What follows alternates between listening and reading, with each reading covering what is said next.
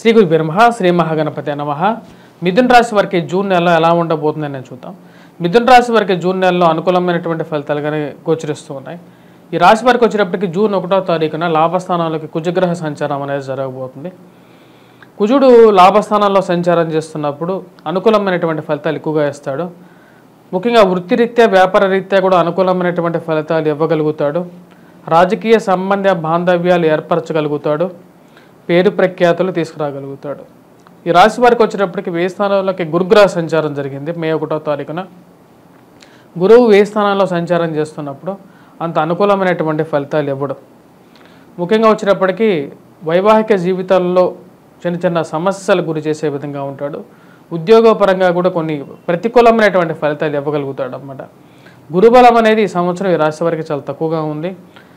మరియు అదేవిధంగా సప్తమాధిపతి వ్యయ స్థానంలో ఉన్నప్పుడు వైవాహిక జీవితంలో కొన్ని జాగ్రత్తలు అనేవి తీసుకోవాలి ఈ రాశివారు. ఇక రాశివారు ముఖ్యంగా చెప్పాలంటే ఉద్యోగ ప్రయత్న సంబంధితమైన విషయాల్లో ఈ యొక్క నెల చాలా అనుకూలమైనటువంటి ఫలితాలు ఎక్కువగా పొందగలుగుతారు.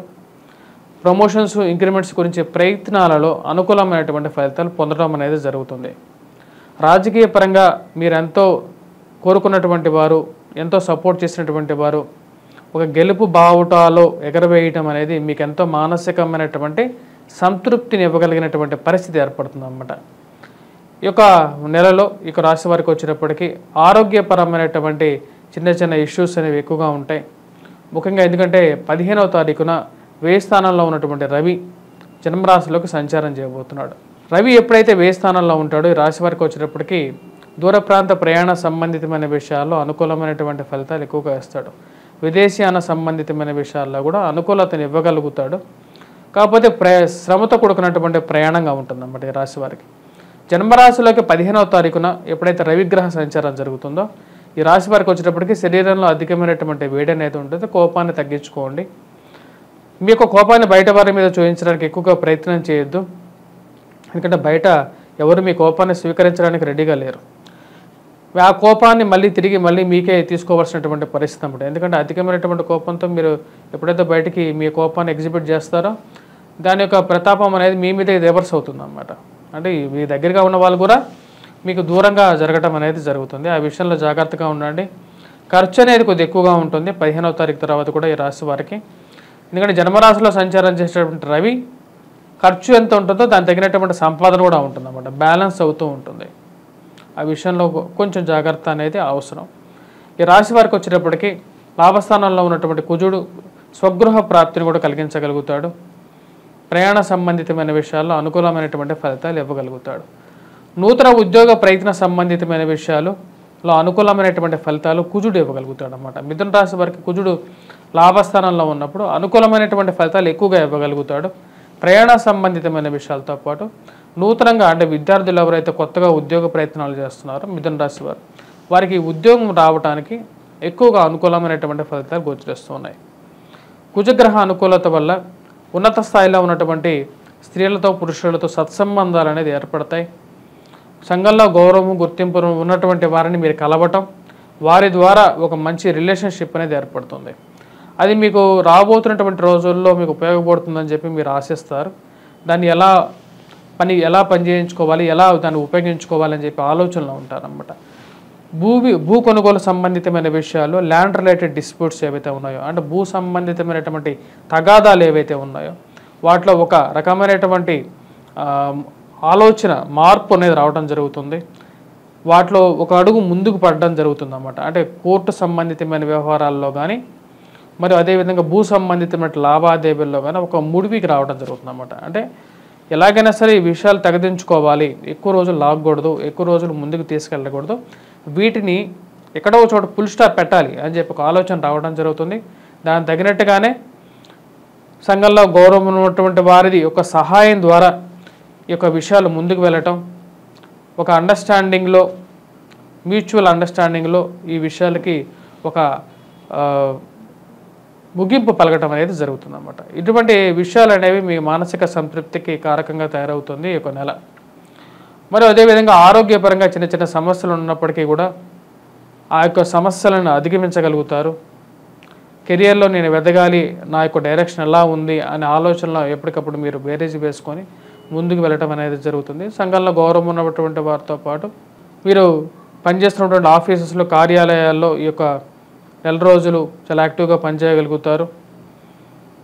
మరియు అదేవిధంగా ఈ రాశి వారికి వచ్చేటప్పటికి, విద్యార్థులకి వచ్చేటప్పటికి ముఖ్యంగా చెప్పాలంటే విద్యార్థులకు అనుకూలమైనటువంటి కాలంగా చెప్పవచ్చు.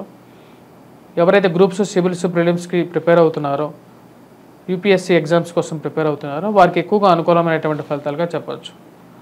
కుజుడు లాభస్థానంలో ఉన్నప్పుడు ఇక ఎవరైతే ఎగ్జామ్స్ కోసం ప్రిపేర్ అవుతున్నారో వారు కొద్ది కష్టపడి చదవగలిగితే దానిలో ఒక పరిపూర్ణత సాధించడం అనేది జరుగుతుందన్నమాట. అంటే ఒక మంచి రిజల్ట్స్ రావడానికి ఎక్కువగా అనుకూలమైనటువంటి ఫలితాలు పొందడం అనేది జరుగుతుంది.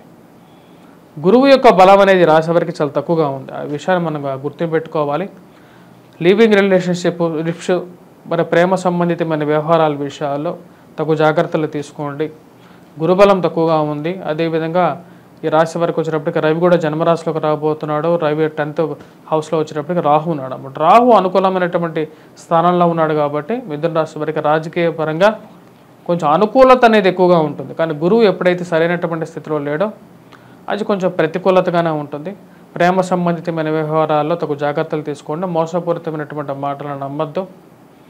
మీరెంత ప్రేమిస్తున్నారో ఎదుటివారు కూడా అంతే ప్రేమిస్తున్నారా లేదా అనే విషయాన్ని 1-2 సార్లు ఆలోచించుకొని ముందుకు వెళ్ళండి. పరస్త్రీ వ్యామోహం, పరపురుష వ్యామోహం అనేది కొన్నిసార్లు ప్రతికూలమైనటువంటి ఫలితాలు కూడా ఇవ్వగలుగుతుందనే విషయాన్ని గమనించండి.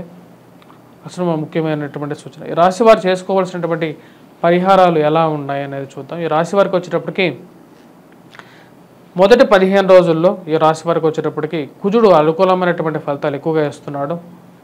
వృత్తిరీత్యా, వ్యాపార రీత్యా కూడా అనుకూలమైనటువంటి ఫలితాలు ఇవ్వగలుగుతున్నాడు అన్నమాట. ఎందుకంటే జూన్ 1వ తారీఖునే కుజుడు ఎక్కువగా రాబోతున్నాడు, మంచి స్థానంలోకి రాబోతున్నాడు. అదేవిధంగా ఎప్పుడైతే రవి 15వ తారీఖు తర్వాత జన్మరాశిలోకి సంచారం చేయబోతున్నాడో అది కొంచెం ప్రతికూలమైనటువంటి ఫలితాలు ఇవ్వబోతుంది అన్నమాట. కాబట్టి ఆ విషయంలో తగు జాగ్రత్తలు తీసుకోండి. రవిగ్రహ సంచారం మిథున రాశి వారికి వచ్చేటప్పటికి కొంచెం వ్యతిరేకమైనటువంటి ఫలితాలు ఇవ్వబోతుంది అన్నమాట. తద్వారా వచ్చేటప్పటికి సూర్యారాధన అనేది చాలా ముఖ్యం రాశి వారికి. బుధుడు, శుక్రుడు జన్మరాశిలోకి సంచారం చేయబోతున్నారు. 14వ తారీఖు, 12వ తారీఖు ఈ రాశి వారికి బాగుంటుంది అన్నమాట. 12, 13, 14వ తారీఖు. ఎందుకంటే బుధుడు, శుక్రుడు కలిసి జన్మరాశిలోకి సంచారం చేయబోతున్నాడు కాబట్టి ఎక్కువగా ఫలితాలు ఇవ్వడం అనేది జరుగుతుంది. ఆ విషయంలో తగు జాగ్రత్తలు ఎక్కువగా మీరు యూటిలైజ్ చేసుకోవచ్చు. 12, 13, 14 ఈ రోజుల్లో ఏదైనా మీరు ఒక మంచి కార్యక్రమాలు మొదలు పెట్టాలనుకున్నప్పుడు ఆ టైంలో మీరు ఆ డేట్స్లో, ఎందుకంటే జన్మరాశిలోకి గురువు, జన్మరాశిలోకి బుధుడు, శుక్రుడు, ఈ 2 బ్యూటిఫుల్ ప్లానెట్స్ అన్నమాట రాబోతున్నాయి. కాబట్టి 15వ తారీఖు రవి రాబోతున్నాడు కాబట్టి ఆ టైం నుంచి మళ్ళీ అంత అనుకూలంగా ఉండదు. సూర్యారాధన గురించి వచ్చేటప్పటికి ముఖ్యంగా సూర్యుడికి అర్ఘ్యాన్ని సమర్పించడం, సూర్యనారాయణ స్వామిని పూజించడం, ఆదివారం పూట ముఖ్యంగా వచ్చేటప్పటికి అర్ఘ్యాన్ని ఎక్కువగా సమర్పించాలి. గాయత్రి జపాన్ని చేసుకోవాలి. మరియు అదేవిధంగా గురువు కూడా సరైనటువంటి స్థానంలో లేడి రాశి వారికి గురుగ్రహ మంత్ర జపాన్ని చేసుకోవటం, శనిగ్రహ ఆరాధన చేసుకున్నట్లయితే అనుకూలమైనటువంటి ఫలితాలు ఎక్కువగా పొందడం అనేది జరుగుతుంది అన్నమాట. స్వస్తి.